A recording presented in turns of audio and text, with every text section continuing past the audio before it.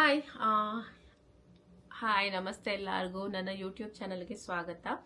ಆ, ಆ, ಏನು ಇವತ್ತಿನೇನು ಅಂದರೆ ನರ್ಸಿಂಗ್ ಬಗ್ಗೆ ಮಾತಾಡೋಣ. ಇನ್ ಕೇಸ್ ಯಾಕೆ ನರ್ಸಿಂಗ್ ಚೂಸ್ ಮಾಡಿದ್ದು ನಾನು, ಏನು ಬೆನಿಫಿಟ್ ಇದೆ ಅಂತ. ಸೊ ನಾನು ನರ್ಸಿಂಗ್ ಚೂಸ್ ಮಾಡಿದ್ದು 12th ಸ್ಟ್ಯಾಂಡರ್ಡ್ ಇರಬೇಕಾದ್ರೆ ನನಗೆ ಅನಿಸಿತ್ತು ನಾನು ನರ್ಸಿಂಗ್ ಮಾಡಬೇಕು ಅಂತ. ಸೊ ನಾನು ಓದಿದ್ದೆಲ್ಲ ಪ್ರೈವೇಟ್ ಕಾಲೇಜಿನಲ್ಲೇ, ಪ್ರೈವೇಟ್ ನರ್ಸಿಂಗ್ ಕಾಲೇಜ್ನಲ್ಲಿ. ಬಟ್ ಇನ್ ಕೇಸ್ ನೀವೇನಾದರೂ ಪ್ರೈವೇಟ್ ಕಾಲೇಜ್ ಡೊನೇಷನ್ ಏನು ಕೊಡೋದಕ್ಕಾಗೋದಿಲ್ಲ, ಎಜುಕೇಷನ್ ಲೋನ್ ನಿಮ್ಗೆ ಕಷ್ಟ ಆಗುತ್ತೆ. ನಾನು ಓದಿದ್ದು ಎಜುಕೇಷನ್ ಲೋನಲ್ಲಿ, ಆಯ್ತಾ. ಇನ್ ಕೇಸ್ ನಿಮಗೆ ಎಜುಕೇಷನ್ ಲೋನಲ್ಲಿ ಓದೋಕ್ಕಾಗಲ್ಲ, ತುಂಬ ಕಷ್ಟ ಆಗುತ್ತೆ ಅಂತಂದರೆ ಗೌರ್ಮೆಂಟ್ ಹಾಸ್ಪಿಟಲ್ನಲ್ಲಿ ನಿಮಗೆ ಸೀಟ್ ಸಿಗುತ್ತೆ. ನಮ್ಮದು ಎಂಟ್ರೆನ್ಸ್ ಎಕ್ಸಾಮ್ ಇರುತ್ತಲ್ವಾ, ಅದು ಎಂಟ್ರೆನ್ಸ್ ಎಕ್ಸಾಮ್ ಬರೀಬೇಕು. ಅದಾದಮೇಲೆ ನೀವು ವೆಯ್ಟ್ ಮಾಡಬೇಕು ಕೌನ್ಸಿಲ್ಗೆ ವೆಯ್ಟ್ ಮಾಡಿದ್ರೆ ನಿಮಗೆ ಗೌರ್ಮೆಂಟ್ ಸೀಟ್ ಸಿಕ್ಕಿದಾಗ ನೀವು ಯಾವುದೇ ಗೌರ್ಮೆಂಟ್ ಹಾಸ್ಪಿಟಲಲ್ಲಿ ಕೆಲಸ ಮಾಡ್ಬೋದು, ಕಾಲೇಜ್ನಲ್ಲಿ ವರ್ಕ್ ಮಾಡ್ಬೋದು. ಇಲ್ಲ ಅಂದರೆ ಎಲ್ಲ ಪ್ರೈವೇಟ್ ಕಾಲೇಜ್ನಲ್ಲೂ ಕರ್ನಾಟಕದಲ್ಲಿ 2 ಸೀಟು ಗೌರ್ಮೆಂಟ್ ಸ್ಟೂಡೆಂಟ್ಸ್ಗೆ ಅಂತ ಇಟ್ಟಿರ್ತಾರೆ. ಸೊ ಅದಕ್ಕೆ ನೀವು ಫಸ್ಟ್ ಏನಾದರೂ ಸ್ಟಾರ್ಟ್ ಮಾಡೋದಾದರೆ, ನೀವೇನಾದರೂ ನರ್ಸಿಂಗ್ ಮಾಡಬೇಕು ಅಂತ ಡಿಸೈಡ್ ಮಾಡಿದರೆ please try a government. It's okay.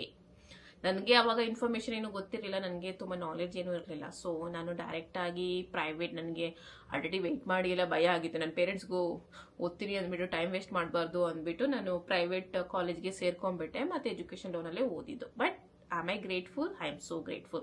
Education loan ಇದ್ರೂ ಕೂಡ ಇವತ್ತು ನಾನು ಇರೋ ಸ್ಟೇಜ್ ನೋಡಿದ್ರೆ I am so happy that I did even in education loan I studied ಅಂತ, ಆಯ್ತಾ.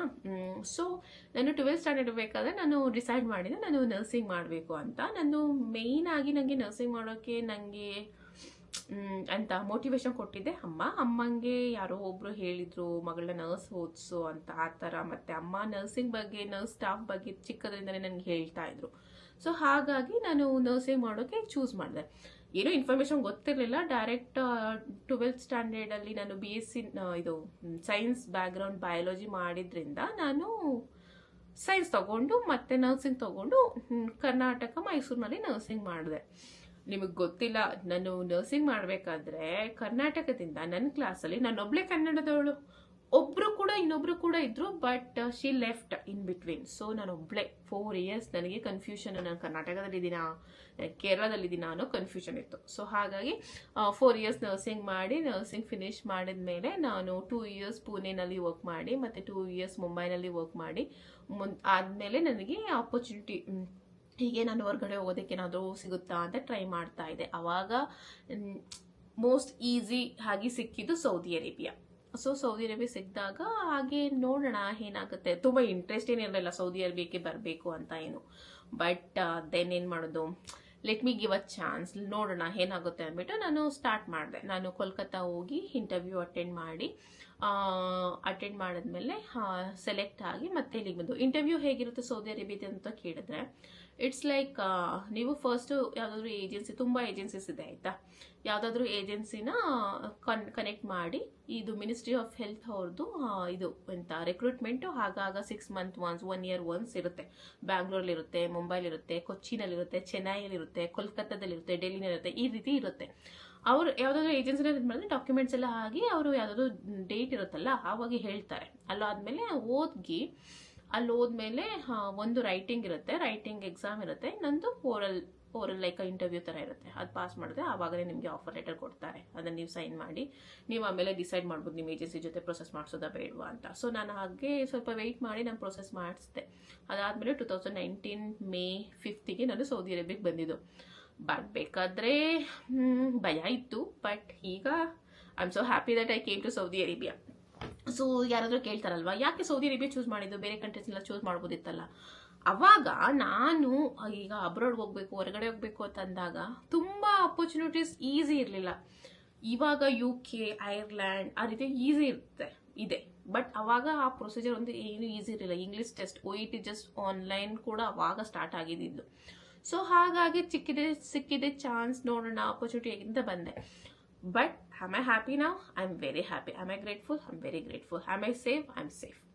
ಸೊ ಜನಗಳು ಹೇಳ್ತಾರಲ್ವ, ಸೌದಿಗೆ ಕಳಿಸಿದ್ದೀರಾ, ಸೌದಿನ ಅಷ್ಟು ದೂರ ನಿಮ್ಮ ಮಗಳು ಹೋಗಿದ್ದಾರೆ, ಮತ್ತು ಇಲ್ಲಿ ನಾವು ಕವರ್ ಮಾಡ್ಬೇಕಾಯ್ತಾ, ನಾವು ತಲೆಗೆ ಬಟ್ಟೆ ಕಟ್ಟಬೇಕಾಗಿತ್ತು, ಸ್ಕಾರ್ಫ್ ಥರ, ಮತ್ತು ಬ್ಲ್ಯಾಕ್ದು ಬುರ್ಕ ಹಾಕ್ಬೇಕಾಗುತ್ತೋ. ಅವಾಗ ತುಂಬ ಜನ ಇದು ಮಾಡ್ತಾ ಇದ್ರು. ಬಟ್ ಯಾವಾಗ ನಿಮಗೆ 6 digit ಸ್ಯಾಲರಿ ಸಿಗುತ್ತಲ್ವಾ, it does not matter. As far as you are safe, you are paying off your education loan, taking care of family, your financial stability is good, everything goes away. So nange, I'm happy that I made this decision. So I'm happy I invested on myself, I invested on my career, and I'm happy to say that it's a good opportunity I took. Like ಇಂಡಿಯಾದಲ್ಲಿ ನಮಗೆ salary ಎಷ್ಟಿರುತ್ತೆ, 20,000, 25,000, 30,000 ಇರುತ್ತೆ. But ಇಲ್ಲಿ already you are earning almost 1 lakh and 1 lakh plus. It's a huge difference. So you can use it for a lot of things. So ಹಾಗಾಗಿ ನಾನು Saudi ಅರೇಬಿಯಾಕ್ಕೆ ಬಂದಿದ್ದು. ಇಲ್ಲಿ ನಾನು ಬೆಡ್ ಸೈಡ್ ಏನು ವರ್ಕ್ ಮಾಡ್ತಾ ಇಲ್ಲ. ಆಸ್ ಅ ಇನ್ಫೆಕ್ಷನ್ ನರ್ಸ್ ಆಗಿ ನನಗೆ ಫಸ್ಟ್ ಬಂದಾಗನೇ ಇಲ್ಲಿ ನಾನು ಇಂಟರ್ವ್ಯೂ ಮಾಡಿ ನನಗೆ ಸಿಕ್ಬಿಡ್ತು, ಆಸ್ ಐ ಆಲ್ವೇಸ್ ವಾಂಟೆಡ್. ಅದಾದಮೇಲೆ ನಾನು CIC ಎಕ್ಸಾಮ್ ಅಂತ ಇದೆ, ಇನ್ಫೆಕ್ಷನ್ ಕಂಟ್ರೋಲ್ ಕ್ರೆಡೆನ್ಷಿಯಲ್ ಹೋಲ್ಡ್ ಮಾಡೋದಕ್ಕೋಸ್ಕರ, ಅದನ್ನು ಬರೆದೆ. ಅದಾದಮೇಲೆ NCLEX-RN US-ಗೆ ಇರೋ ಎಕ್ಸಾಮ್ ಮತ್ತು ಅದ್ರದ್ದು ಪ್ರೋಸೆಸ್ ಅದೆಲ್ಲ ಮಾಡಿದ್ದೀನಿ.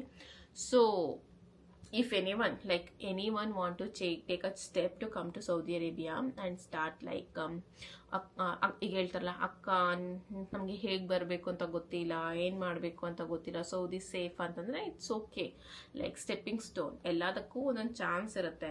ಎಲ್ಲ ಕಡೆ ನಮಗೆ ಡೈರೆಕ್ಟಾಗಿ ಹೋಗೋಕ್ಕಾಗೋದಿಲ್ಲ, but Saudi Arabia gives a base, like a step with the time, money, ಆ ಥರ ಎಲ್ಲ ನೋಡಿದಾಗ I am very happy. So I just started my journey of abroad life in Saudi Arabia. It's been 6 years. 6 ವರ್ಷದಿಂದ ನಾನು ಇಲ್ಲಿದ್ದೀನಿ, ಇಲ್ಲ ಅಂತ ಹೇಳ್ತಾ ಇಲ್ಲ. ಈ ಮೇ ಬಂದರೆ 6 ವರ್ಷ ಕಂಪ್ಲೀಟ್ ಆಗುತ್ತೆ. ನೋಡಬೇಕು ಏನಾಗುತ್ತೆ ಅಂತ.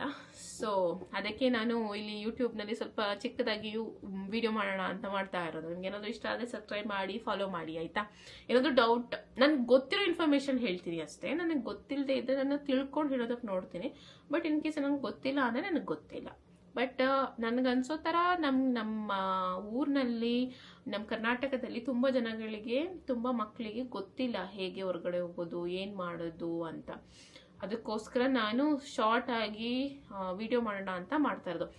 ನಾನು ಹೇಳೋದೇನು ಅಂದರೆ, ನೀವು ಕೇಳಿದ್ರೆ ನೀವು ಸೌದಿ ಅರೇಬಿಯಾಕ್ಕೆ ಇಷ್ಟೊಂದು ಇದು ಮಾಡ್ತಾ ಇದ್ರೆ, ಇಂಪಾರ್ಟೆನ್ಸ್ ಕೊಡ್ತಾ ಇದ್ರದ, ಇಲ್ಲ, ನಾನು ಯಾರನ್ನೂ ಫೋರ್ಸ್ ಮಾಡ್ತಾ ಇಲ್ಲ. But Saudi Arabia been help to me. So in case ನಿಮ್ಗೆ ಯಾರಿಗಾದ್ರೂ ಟ್ರೈ ಮಾಡಬೇಕು ಅಂತ ಇದ್ರೆ ಪ್ಲೀಸ್ ಸ್ಟಾರ್ಟ್ ಮಾಡಿ ಅಲ್ಲ, ಅದಕ್ಕೋಸ್ಕರ ಇದು ಮಾಡ್ತಾ ಇರೋದು. ಓಕೆನಾ?